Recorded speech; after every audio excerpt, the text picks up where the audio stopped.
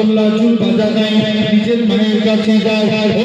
দুঃখী মা গো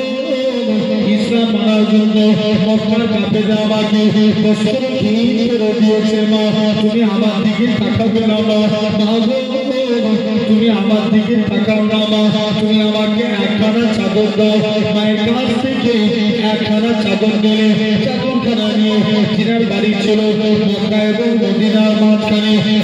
দৌড়ে দৌড়ে আল্লাহ নবী হুজরা মুবারকে চলে গেলেন ইয়া রাসূলুল্লাহ হাবিবাল্লাহ আল্লাহ নবীকে সালাম করে দিতে লাগে আসসালাতু ওয়াসসালামু আলাইকা ইয়া রাসূলুল্লাহ হাবিবাল্লাহ ও যুবকেরা আল্লাহ নবী সালামের উত্তর দিলেন ও বাবা আব্দুল্লাহ তুমি কি জন্য সালাম দাও ইয়া রাসূলুল্লাহ হাবিবাল্লাহ ইসলাম মানার জন্য মক্কার কাফেররা আমাকে বস্ত্রহীন করে দিয়েছে ইসলাম মানার জন্য মক্কার কাফেররা আমাকে বস্ত্র নিয়েছে আল্লাহ নবী বলেন বাবা আব্দুল্লাহ মনে কষ্ট লিওনি বাবা মনে দুঃখ লিওনি মক্কার মানুষরা তোমার কাছে বস্ত্র কেড়ে নিতে পারে আমার আল্লাহ তোমাকে বস্ত্রওয়ালা করে দিবে কোন আব্দুল্লাহর কথা বলি নবী দরবারে যে ঝরঝর করে কাঁদে নবী বলে সবর করো নবী আমার দুইখানা জুব্বা নিয়েছে আব্দুল্লাহর হাতে দিয়ে দিয়ে ও বাবা আব্দুল্লাহ আজকের দিন থেকে এই দুইটা জুব্বা হলো তোমার হযরতে আব্দুল্লাহ ঝরঝর করে কাঁদে আল্লাহ পাক আমি কত বড় সৌভাগ্যবান মক্কার কাফেররা আমাকে বস্ত্র কিনে নিয়েছে আর আজকের দিনে আমি হাবিবুল্লাহর করুণার বস্ত্র পেয়ে গেছি আব্দুল্লাহ নবীর কাছে দাঁড়িয়ে আছে নবী বলে ও বাবা আব্দুল্লাহ তুমি কাঁদো কেন হযরতে আব্দুল্লাহ বলে ইয়া রাসূলুল্লাহ হাবিবাল্লাহ হুজুর আজকের দিনে আমার মনের আশা আজকের দিনে এই জন্য আমি কাঁদতে লাগি কেননা আজকের দিনেতে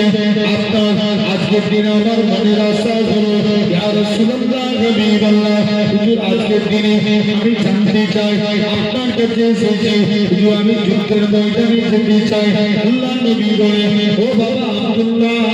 মনে কষ্ট লিওনি নবী আমার দোয়া চায় আল্লাহ পাক আমার আব্দুল্লাহর রক্ত কাফেরদের জন্য আমি নবী হারাম করে দিলাম আল্লাহ নবী আব্দুল্লাহর কাছে চলে গেলেন এরা বলবেন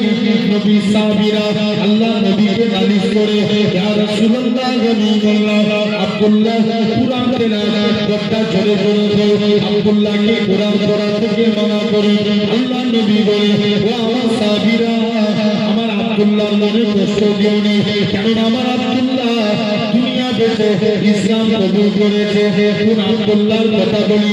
তিন পরে নবী দরবারে খবর আসছে আল্লাহ নবী সাহাবী আব্দুল্লাহ ইন্তেকাল হয়ে গেছে নবী আমার আব্দুল্লাহর কবরে চলে গেলেন আব্দুল্লাহর কবরে নিয়ে গেলেন আমার ডান দিকে আমার বন্ধু আবু বকর নেমে যাও বাম দিকে আমার বন্ধু ওমর নেমে যাও মাঝখানে নবী দাঁড়িয়ে আছে উপর থেকে একজন সাহাবী বলে ওরে আব্দুল্লাহ